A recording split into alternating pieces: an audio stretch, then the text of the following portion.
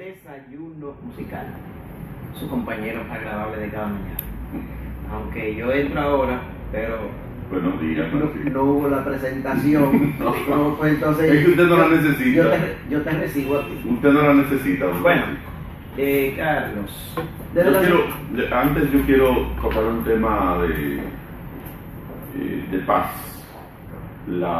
Porque se me olvida, antes de ayer justamente, si me va a retorno, señor director, por favor, antes de ayer, en el Ayuntamiento de La Romana se llevó a cabo un acto de sensibilización de lo que será el tercer Congreso Juvenil por la Paz.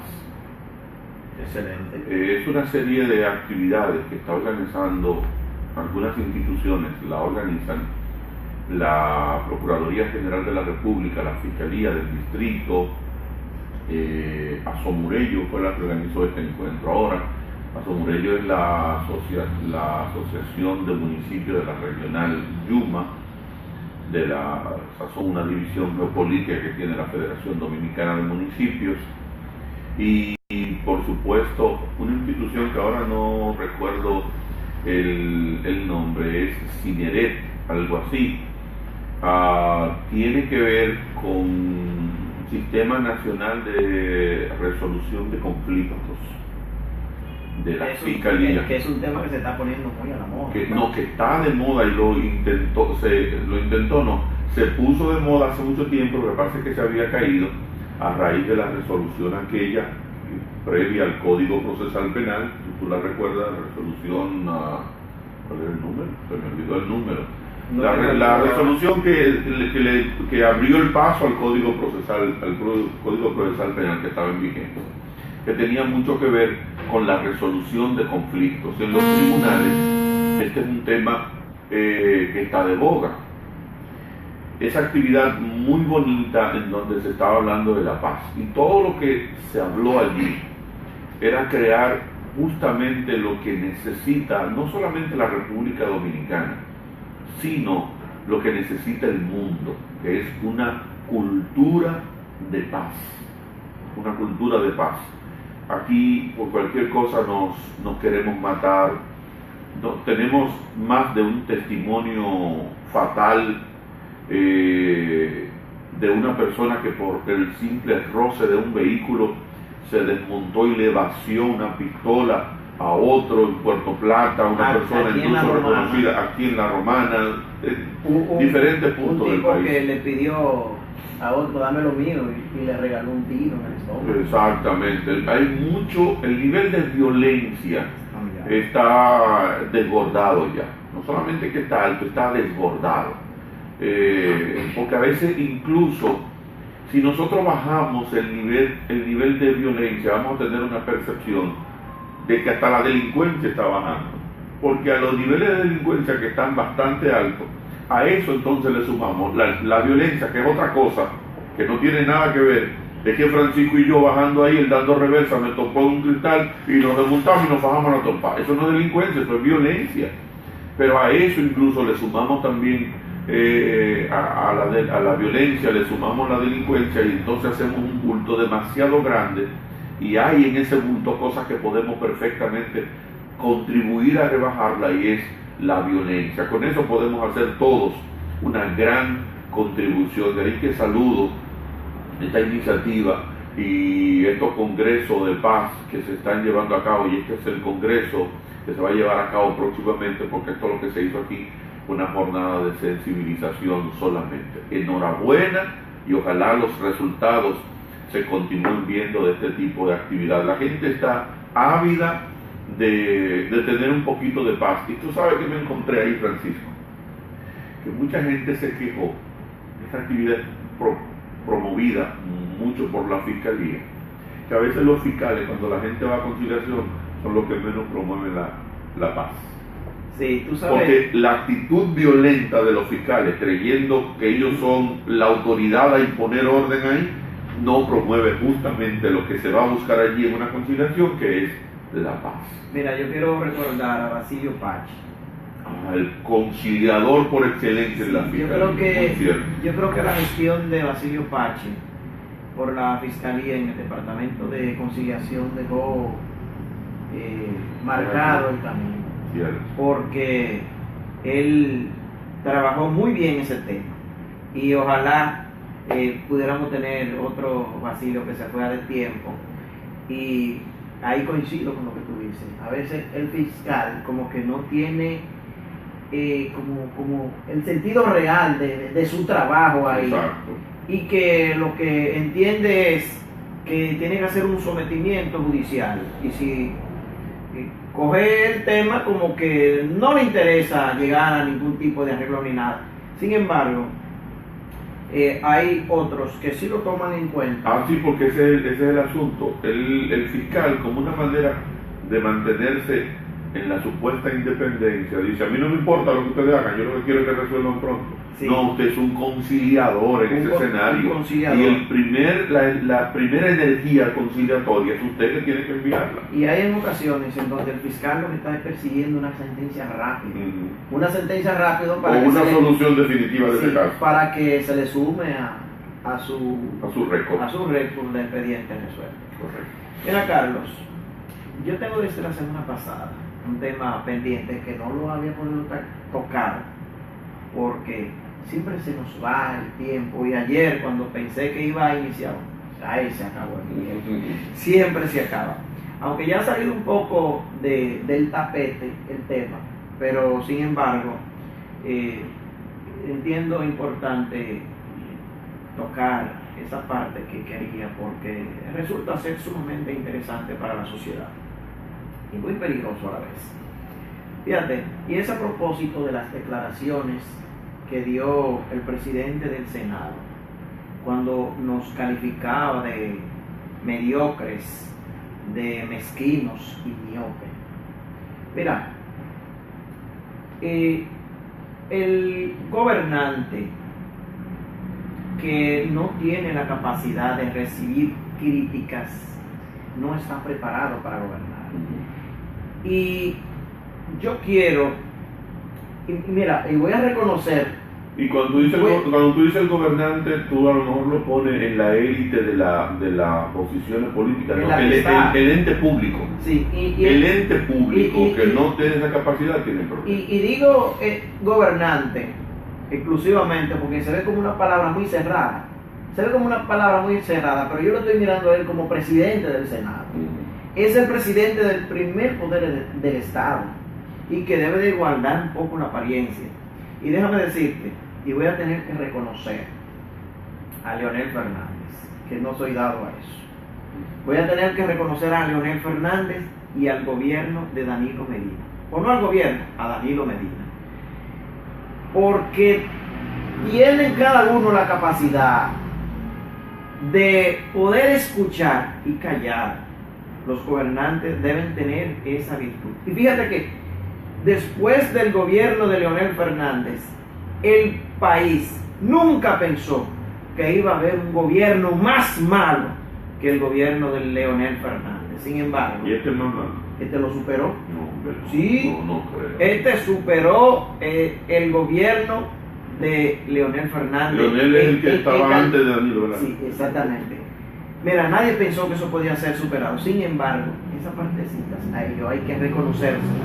Porque aquí, incluyéndome a mí, aquí se ha dicho de todo del presidente de la República, no de Danilo Medina y de Leonel Fernández, en su ocasión siendo presidente cada uno. Se ha dicho de todo el presidente de la República, pero ellos guardan, tienen la capacidad para escuchar, pero en el mismo momento en que un gobernante no esté en la capacidad para soportar los ataques que le pueda hacer un ciudadano, se convierte fácilmente en un dictador. Fíjate que a Hipólito Mejía le quedó algo muy feo, y fue una vez que mandó a trancar un periodista, si más no recuerdo, creo que fue Marino Zapete, creo que fue, que lo mandó a trancar por algo. Juan Teach. Creo que fue Marino Zapete. Pero eso le queda feo a un gobernante. Trujillo se convirtió en un dictador porque tenía los llamados calieses, para escuchar. Pero ¿qué le importa el gobierno que diga lo que sea? Escuche, sea un oído del pueblo, pero no para maltratarlo, para escuchar y resolver las situaciones. Entonces, digo todo esto porque el presidente del Senado, que es el primer poder del Estado, no tuvo la capacidad para soportar las críticas que se le hacen al gobierno. Al presidente de la República actual le han dicho hasta hablador, y lo digo en ese término porque cabe por todas las mentiras que nos ha hablado.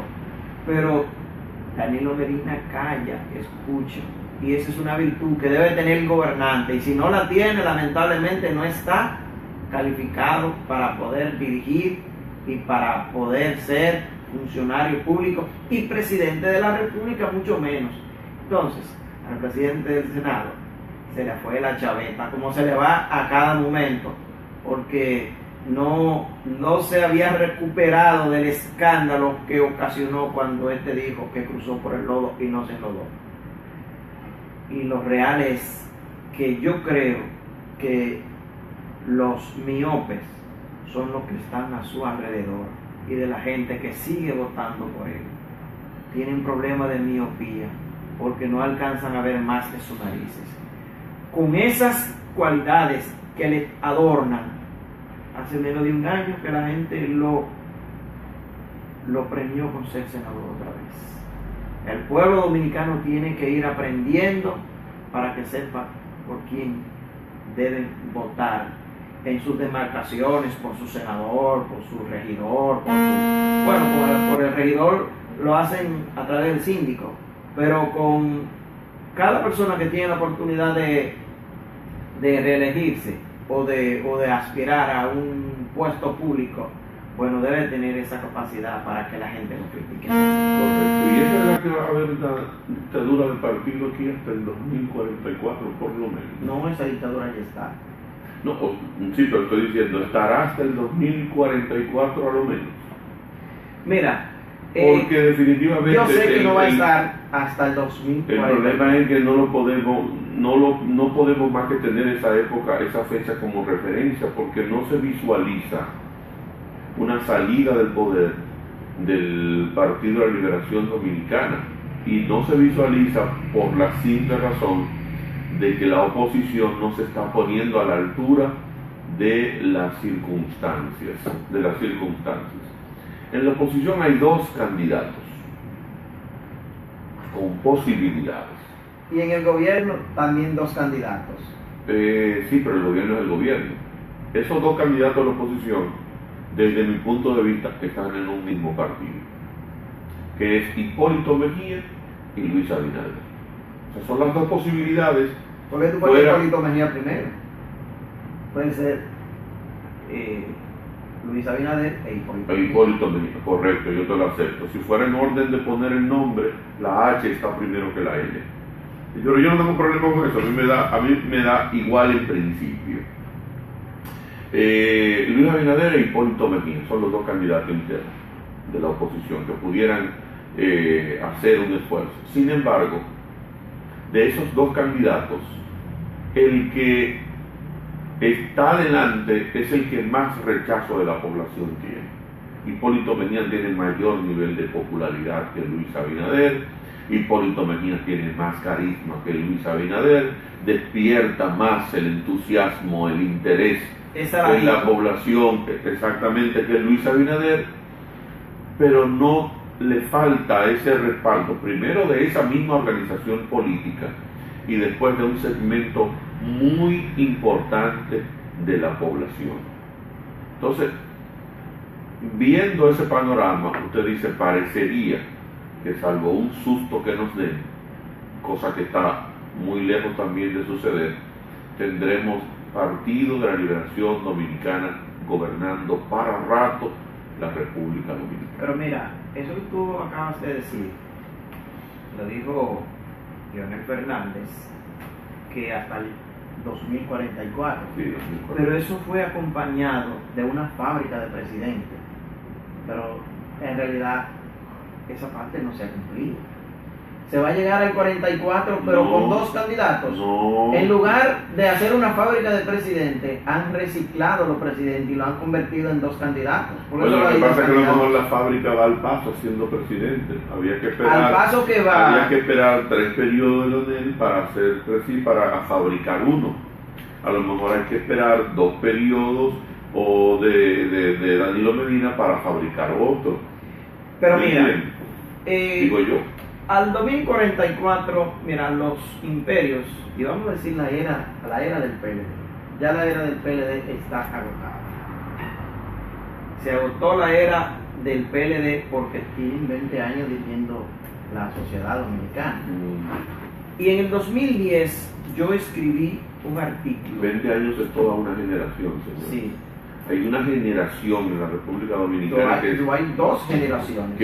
sí, pero hay una que solo ha conocido al PLD gobernante. Solamente. Entonces, déjame decirte, en el 2010 yo escribí un artículo cuando Leonel Fernández a la sazón era presidente de la República, que yo decía, la democracia está en peligro.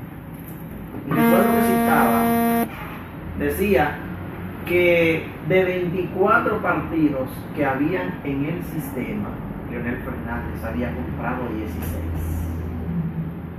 Y que habían 2 partidos de oposición, que era el Partido Reformista y el PRD, que había destruido el Partido Reformista porque ya se lo había tragado y que estaba tratando de destruir al PRD. En ese momento eso era casi un todo. Sí. Eso Y era profético. eso fue en el 2010 que yo dije eso. Un artículo se tituló La democracia está en peligro. Y yo decía que Leonel Fernández estaba comprando legisladores, comprando conciencia, comprando estómago vacío, porque tenía el poder ejecutivo, tenía el poder judicial, quería el poder judicial y quería a la vez el poder legislativo. Fue ahí que antes ya se había lanzado una propaganda y una publicidad del mismo Leonel, el Congreso para el Progreso. Entonces, ese Congreso para el Progreso, Leonel lo quería, como yo decía, para agenciarse los 3 poderes del Estado. Ya tenía el poder ejecutivo, pero si en el 2010 se ganaba y se robaba el Congreso, como lo hizo, ya iba a tener 2 poderes del Estado. Y con esos 2, entonces se iba a robar el tercer poder, el poder del Estado, que era cuando se comenzaba a comentar acerca de las altas cortes, que era un término todavía poco digerible para la sociedad dominicana. Y yo decía que Leonel Fernández estaba tratando de convertirse en una dictadura de partido, desbaratando todos los demás para que no hubiera forma de quitarlo del poder. Y no pasó poco tiempo cuando justamente pasó eso, y en el 2011 y 2012 ahí está. En el 2010 ya está el poder legislativo, que lo consiguió, y entonces en el 2011 logra conseguir el otro poder, que se lo robó también. Y si eso ocurría, decía yo, preparémonos para saborear PLD por largo rato. Pero yo pensé que todo había concluido ahí.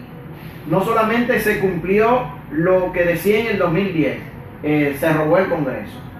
Lo que ocurrió en el 2012, ya van 2 predicciones, también se robó el poder legislativo. Y en el 2014, entonces, lo que había dicho que estaba tratando de destruir el PRD, lo logró, porque compró al presidente del PRD, compró el PRD con presidente y todo. Sí, se lo compró con Hacho y todo. Sí, con Hacho y todo. Yo creo que fue el mejor negocio del siglo que hizo Danilo Medina, la mejor compra, porque compró desbarató. Primero lo hizo muy pequeñito, porque parece ser que tragárselo del tamaño que era muy difícil. Sí. Tuvo que empequeñecerlo para entonces poderlo comprar. Y efectivamente ocurrió. Compró al PRD. Que ahora veo ahí a Miguel Vargas Maldonado haciendo un esfuerzo de una supuesta independencia del ámbito electoral, cosa que es imposible, porque como tú te independizas de... Porque como es un iluso, él está pensando que puede ir en el 20. Si yo soy que te estoy manteniendo y el poco de fuerza que tienes, te lo digo yo. No, la tienes atento a que yo te estoy sustentando. Eso no es posible. Eso sería la teoría del gato. La teoría del gato que dicen que cuando le echan la comida baja la cabeza. Baja la cabeza. Eso está haciendo esa especie. Pero en el caso de él, aunque baje la cabeza, no va a tener comida. Sí, pero ese señor es un ingrato. Y como mismo él traicionó a su partido, al PRD, y no al partido, él traicionó la democracia dominicana, porque eso le hizo mucho daño al sistema. Porque con haber ocurrido esto, la sociedad dominicana quedó acéfala. Sí, por eso Miguel Vargas Maldonado tiene que ser, en los últimos 100 años, uno de los hombres más odiados de la República Dominicana. Sí, claro. No porque sea canciller, no porque decidiera ahí, sino porque puso al servicio sacó de la oposición y de hacer el papel que debía jugar con tendencia de llegar al poder a una de las principales herramientas de la democracia de la República Dominicana. Perfecto. Miguel, donde yo estoy y él está, yo salgo del escenario. Mire, yo tengo afectos con el partido de gobierno, pero el problema es que si usted deja que una sola organización política manejen todos los hilos del poder, incluso, aunque no lo vean así, al mismo PLD eso le hace daño. Claro que sí. Pero no tenemos que ir más lejos. El PLD, precisamente por el demasiado poder que tiene, que vienen las requebraciones que ha tenido, las fricciones internas, que le han ido dando. En el caso de la Romana, que hay divisiones insalvables al interno del partido, aunque usted lo vea que se reúnan, al interno del partido de la Liberación Dominicana. Lo mismo ha ocurrido en el PRD. Entonces, esa es la situación. Mira, para cerrar el tema, el sistema de partido político es la última o la única alternativa para la alternabilidad de los gobiernos. Y si desaparece, nosotros vamos a llorar como niños lo que nos supimos defender como hombres. Y el poder embriaga con eso. Por eso es que la democracia, el pueblo tiene que estar siempre vigilante de la democracia. ¿Por qué? Porque usted dirá, pero yo que soy democrático, pero yo le voy a decir la verdad, el poder embriaga. Embriaga porque son demasiadas las cosas que hay buenas en el poder. Mira, hay muchas cosas. Demasiado cosas que hacen que el ser humano se transforme, pero de ahora para ahorita. Y ciertamente la gente tiene que ponerle atención y, exactamente como tú dices, mantenerse en vigilancia en lo que me circunscribo yo. Porque si hoy yo estoy aquí poniendo mi pellejo y diciendo muchísimas cosas sin ningún beneficio, es porque yo creo que todavía esta situación es salvable. Y lo real es que ese señor tiene que pagar por lo que hizo. Le ha hecho un daño extraordinario a la democracia dominicana. Y parafraseando eso que tú acabas de decir, que cuando Miguel entra a un lugar tú sales, yo lo hice una vez, recuerdo, en la campaña, iba yo para mi casa, que está en la salida Romana San Pedro, y al salir del semáforo frente al estadio, entré a la bomba a echar combustible. Mi vehículo está en reserva y de repente veo allá y todo su vehículo, y qué pasa, y pregunto, y toda esa gente, Miguel Vargas que está ahí, y lo veo que se desmonta de un vehículo negro. Así mismo hice, dejé de echar combustible en ese lugar. No que uno sea negativo ni pesimista, pero dije no, ese señor y yo no podemos estar en el mismo lugar, y yo decidí no echar combustible, haciendo exactamente eso. Exacto, hay que pero en realidad a dar rechazo. No será hasta el 2044, porque los imperios no duran tanto, tú sabes. Pero vamos a esperarlo, vamos a esperarlo. Miren, señores, vamos a ir a una pausa y ya retornamos con más aquí del desayuno musical en televisión. Cuando regresemos, mire, para que usted no se mueva de ahí, le vamos a estar Vamos a hablando. recordar un poquito a tu amigo el gobernador con lo que te dijo aquí. Perfecto. Que el 20 de agosto, ¿usted recuerda? Sí. Pero mira, excelente, hace hoy justamente una semana que nos dijo. Sí. Estoy sentado ahí mismo. Sí, no, yo estaba sentado ahí, aquí. Bueno, en fin, que Bueno, estábamos sentados en este mismo set y le dijimos al gobernador que, bueno, que cuando va a resolver la situación. Él dijo que ya eso. Evalúen a partir del 20 de agosto. A partir del lunes. Pero cuando regresemos nosotros vamos a estar hablando también acerca de lo abultada que está la nómina pública, sobre una información que salió en febrero, en donde la nómina pública está aumentada hasta en un 500% después del gobierno de Danilo Medina. Eso fue en el 2000, oye, ese reporte fue de Diario Libre en febrero de este año, cuando eso no había salido, todavía no había destapado el escándalo de educación. Bueno, vamos a una pausa y cuando regresemos tendremos más del contenido del desayuno musical. Adelante, señor director.